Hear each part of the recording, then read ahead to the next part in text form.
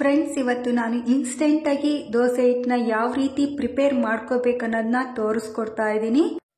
ಒಂದು ಬೌಲ್ಗೆ ಸುಮಾರು 1.5 ಲೋಟ ಅಕ್ಕಿ ತಗೊಂಡಿದ್ದೀನಿ. ಈ ಅಕ್ಕಿನ ಒಂದೆರಡು ಸಲ ನೀರಲ್ಲಿ ನೀಟಾಗಿ ವಾಶ್ ಮಾಡಿಕೊಂಡು ನೀರನ್ನು ಪೂರ್ತಿಯಾಗಿ ಬಸಿದುಕೊಂಡು ಒಂದು ಕಾಟನ್ ಬಟ್ಟೆ ಮೇಲೆ ನೆರಳಲ್ಲಿ ಒಣಗಬೇಕು. ಬಿಸಿಲಿಗೆ ಅಕ್ಕಿಯನ್ನು ಹರಡಬಾರ್ದು, ನೆರಳಲ್ಲೇ ಒಣಗಿಸ್ಕೋಬೇಕು. ಇದು ಒಣಗಲಿಕ್ಕೆ 2 ರಿಂದ 3 ಅವರ್ ಆದರೂ ಬೇಕು. ಇವಾಗ ಒಂದು ಬಾಣಲಿಗೆ 2 ಸ್ಪೂನ್ ತೊಗರಿಬೇಳೆ, 2 ಸ್ಪೂನ್ ಕಡಲೆಬೇಳೆ, ಒಂದು ಅರ್ಧ ಬೌಲ್ ಉದ್ದಿನಬೇಳೆ, ಒಂದು ಅರ್ಧ ಟೀ ಸ್ಪೂನ್ ಮೆಂತ್ಯ, ಇವನ್ನ ಚೆನ್ನಾಗಿ ಫ್ರೈ ಮಾಡ್ಕೋತಾ ಇದ್ದೀನಿ. ಈ ಇನ್ಸ್ಟೆಂಟ್ ದೋಸೆ ಹಿಟ್ಟು ಹೊರಗಡೆ ಕೆಲಸ ಮಾಡೋ ಹೆಣ್ಮಕ್ಳಿಗಂತೂ ತುಂಬಾ ಯೂಸ್ ಆಗುತ್ತೆ. ಈ ರೀತಿ ಹಿಟ್ಟನ್ನು ಮೊದಲೇ ಮನೆಯಲ್ಲಿ ರೆಡಿ ಮಾಡ್ಕೊಂಡಿದ್ರೆ ಬೆಳಗ್ಗೆ ಬೇಗನೆ ತಿಂಡಿ ಮಾಡ್ಬೋದು.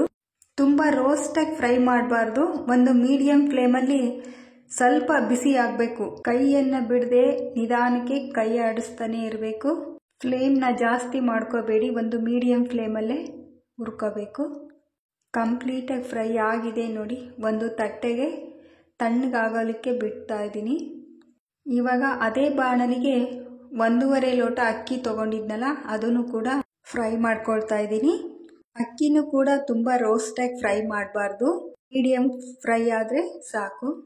ನೀವು ದೋಸೆಗೆ ನೆನೆ ಹಾಕೋದು ಮರ್ತಿದ್ರೆ, ಎಲ್ಲಿಗಾದರೂ ಹೊರಗಡೆ ಹೋಗಿ ಬಂದು ಲೇಟ್ ಆಗಿದ್ರೆ ಈ ಪ್ರಿಮಿಕ್ಸ್ ಪೌಡರ್ ತುಂಬಾ ಹೆಲ್ಪ್ ಆಗುತ್ತೆ. ನೀವು ಇದರಲ್ಲಿ ಪಡ್ಡು ಕೂಡ ಮಾಡ್ಕೋಬೋದು. ಬೆಳಗಿನ ಬ್ರೇಕ್ಫಾಸ್ಟ್ ಅಂತೂ ತುಂಬ ಬೇಗನೆ ಆಗುತ್ತೆ. ನೋಡಿ, ಅಕ್ಕಿ ಇವಾಗ ಫ್ರೈ ಆಗ್ತಾ ಇದೆ. ಇದನ್ನು ಕೂಡ ಫ್ರೈ ಆದ ನಂತರ ಒಂದು ತಟ್ಟೆಗೆ ತಣ್ಣಗಾಗಲಿಕ್ಕೆ ಬಿಡ್ತಾ ಇದ್ದೀನಿ. ದೋಸೆ ಹಿಟ್ಟನ್ನು ಹೊರಗಡೆಯಿಂದ ತರೋ ಬದಲು ಮನೆಯಲ್ಲೇ ಇನ್ಸ್ಟೆಂಟಾಗಿ ರೆಡಿ ಮಾಡ್ಕೊಂಡು ಇಟ್ಕೋಬೋದು. ನೀವು ಒಂದು 2 ಟೇಬಲ್ ಸ್ಪೂನ್ ಅವಲಕ್ಕಿ ಕೂಡ ಬಿಸಿ ಮಾಡಿಕೊಂಡು ಅಕ್ಕಿ ಜೊತೆ ಪೌಡ್ರ್ ಮಾಡ್ಕೋಬೋದು.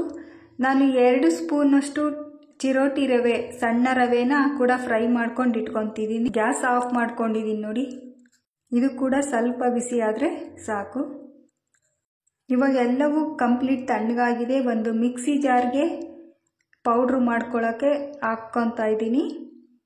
ಮೊದಲು ಬೇಳೆಕಾಳುಗಳನ್ನು ಹಾಕ್ಕೊಂಡು ಪೌಡ್ರು ಮಾಡ್ಕೊಳ್ತಾ ಇದ್ದೀನಿ. ನೋಡಿ, ಪೌಡ್ರು ಸಣ್ಣಗಿರಬೇಕು, ತುಂಬ ನುಣ್ಣಗೆ ಪೌಡ್ರು ಮಾಡಿಕೊಂಡ್ರೆ ಮಾತ್ರ ದೋಸೆ ಚೆನ್ನಾಗಿ ಬರೋದು. ಇವಾಗ ಸಾಣೆ ಇಟ್ಕೊಳ್ತಾ ಇದ್ದೀನಿ.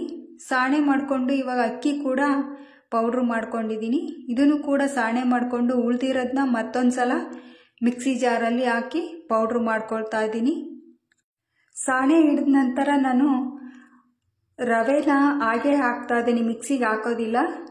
ಇದು ಹಿಟ್ಟು ರೆಡಿಯಾಗಿರೋ ಹಿಟ್ಟಿಗೆ ಈ ಚಿರೋಟಿ ರವೆ ಹಾಕಿ ಚೆನ್ನಾಗಿ ಕಲಿಸ್ಕೋತಾ ಇದ್ದೀನಿ. ಚೆನ್ನಾಗಿ ಕಲಿಸ್ಕೊಂಡ ನಂತರ ನೋಡಿ, ಈಗ ಪ್ರಿಮಿಕ್ಸ್ ಪೌಡ್ರು ರೆಡಿಯಾಗಿದೆ. ಇವಾಗ ಒಂದು ಗಾಜಿನ ಬಾಟ್ಲಿ ಅಥವಾ ಒಂದು ಏರ್ ಟೈಟ್ ಕಂಟೈನರ್ ಬಾಟಲಿ ತಗೊಂಡು ಈ ಅಕ್ಕಿ ಹಿಟ್ಟನ್ನು ಮತ್ತು ರುಬ್ಬಿರುವ ಎಲ್ಲ ಹಿಟ್ಟನ್ನು ಮಿಕ್ಸ್ ಮಾಡ್ಕೊಂಡಿರೋ ಹಿಟ್ಟನ್ನು ಬಾಟಲಿಗೆ ಹಾಕಿ ಸ್ಟೋರ್ ಮಾಡ್ಕೊಳ್ತಾ ಇದ್ದೀನಿ. ಈ ಹಿಟ್ಟು ಕೂಡ ಕಂಪ್ಲೀಟ್ ತಣ್ಣಗಾದ್ಮೇಲೆ ಬಾಟಲಿಗೆ ಹಾಕಬೇಕು. ಈ ಪ್ರಿಮಿಕ್ಸ್ ಪೌಡರ್ ಸುಮಾರು 1 ತಿಂಗಳ ಕಾಲ ಇರುತ್ತೆ. ನೀವು ಯಾವಾಗ ಬೇಕಾದರೂ ಮಾಡ್ಕೋಬೇಕಿದ್ನ. ನಾನಿವಾಗ ಮಾಡೋ ಮೆಥಡ್ ಕೂಡ ತೋರಿಸ್ತಾ ಇದ್ದೀನಿ. ಸುಮಾರು ಇಲ್ಲಿ ನಾನು 4 ಸ್ಪೂನು ಹಿಟ್ಟು ತಗೋತಾ ಇದ್ದೀನಿ. ನಾನು ಮೊದಲೇ ಹೇಳ್ದ ಹಾಗೆ ದೋಸೆ ಜೊತೆಗೆ ಪಡ್ಡು ಕೂಡ ಮಾಡ್ಕೋಬೋದು. ಇದರಲ್ಲಿ 4 ಸ್ಪೂನ್ ಹಿಟ್ಟು ಹಾಕ್ಕೊಂಡು ಸ್ವಲ್ಪ ಉಪ್ಪು ಕೂಡ ಹಾಕ್ಕೊಳ್ತಾ ಇದ್ದೀನಿ. ನಂತರ ಒಂದು ಚಿಟಿಕೆಯಷ್ಟು ಅಡಿಗೆ ಸೋಡಾ ಕೂಡ ಹಾಕ್ಕೊತಾ ಇದ್ದೀನಿ. ಇವಾಗ ನೀರು ಹಾಕಿ ಕಲಿಸ್ಕೋತಾ ಇದ್ದೀನಿ. ನೀರನ್ನು ನೋಡಿ ಹಾಕ್ಕೊಳ್ಳಿ. ದೋಸೆ ಹಿಟ್ಟಿನ ಅದಕ್ಕೆ ಎಷ್ಟು ಬೇಕೋ ಅಷ್ಟು ಪ್ರಮಾಣದಲ್ಲಿ ನೀರು ಹಾಕ್ಕೊಂಡು ಕಲಿಸ್ಕೊಳ್ಳಿ. ದೋಸೆ ಹಿಟ್ಟನ್ನು ನೀವು ಮೊದಲೇ ಕಲಿಸ್ಬೇಕಾಗಿಲ್ಲ, ಒಂದು 10 ನಿಮಿಷ ಮುಂಚೆ ಕಲಸಿಟ್ರೆ ಸಾಕು. ನಿಧಾನಕ್ಕೆ ಕಲಿಸ್ತಾ ಇದ್ದರೆ ಗಂಟೇನಾಗೋದಿಲ್ಲ. ಚೆನ್ನಾಗಿ ಮಿಕ್ಸ್ ಮಾಡ್ಕೊಳ್ಳಿ. ಮಿಕ್ಸ್ ಮಾಡ್ಕೊಂಡಾಗಿದೆ. ಇವಾಗ ಒಂದು 2 ಟೇಬಲ್ ಸ್ಪೂನಷ್ಟು ಮೊಸರು ಹಾಕ್ಕೊತಾ ಇದ್ದೀನಿ.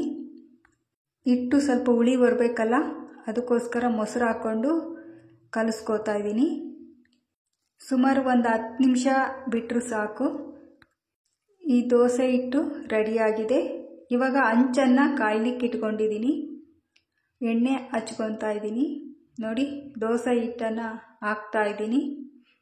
ಈ ದೋಸೆ ಹಿಟ್ಟಿಗೆ ತುರಿದಿರೋ ಕ್ಯಾರೆಟ್, ಈರುಳ್ಳಿ, ಕೊತ್ತಂಬರಿ ಸೊಪ್ಪು, ಕರಿಬೇವಿನ ಸೊಪ್ಪು, ಹಸಿಮೆಣಸಿಕಾಯಿ ಕಟ್ ಮಾಡಿಟ್ಕೊಂಡು ಹಾಕ್ತಾ ಇದ್ದೀನಿ. ಎಣ್ಣೆ ಹಾಕ್ಕೊಂಡು ರೋಸ್ಟಾಗಿ ಫ್ರೈ ಮಾಡ್ಕೋಬೇಕು. ಇದಕ್ಕೆ ನಾನು ಕಾಂಬಿನೇಷನ್ ಆಗಿ ಪಪ್ಪಾಯಿಕಾಯಿ ಪಲ್ಯ, ಕೆಂಪು ಚಟ್ನಿ ಮತ್ತು ಕಾಯಿ ಚಟ್ನಿನ ಮಾಡ್ಕೊಂಡಿದ್ದೀನಿ. ಈ ಪಪ್ಪಾಯಿಕಾಯಿ ಪಲ್ಯವನ್ನು ನೆಕ್ಸ್ಟ್ ವಿಡಿಯೋದಲ್ಲಿ ಶೇರ್ ಮಾಡ್ತಾ ಇದ್ದೀನಿ. ನೋಡಿ, ದೋಸೆ ರೆಡಿಯಾಗಿದೆ. ನೋಡಿ, ದೋಸೆಗೆ ತಟ್ಟೆಗೆ ಹಾಕ್ಕೊಂಡಿದ್ದೀನಿ. ಪರಂಗಿಕಾಯಿ ಅಥವಾ ಪಪ್ಪಾಯಿಕಾಯಿ ಪಲ್ಯ, ಕೆಂಪು ಚಟ್ನಿ, ಕಾಯಿ ಚಟ್ನಿ. ಈ ವಿಡಿಯೋನ ನೀವು ಕೂಡ ಟ್ರೈ ಮಾಡಿ, ಲೈಕ್ ಮಾಡಿ, ಶೇರ್ ಮಾಡಿ, ಸಬ್ಸ್ಕ್ರೈಬ್ ಮಾಡಿ, ಬೆಲ್ ಐಕನ್ನ ಕ್ಲಿಕ್ ಮಾಡಿ. Thank you.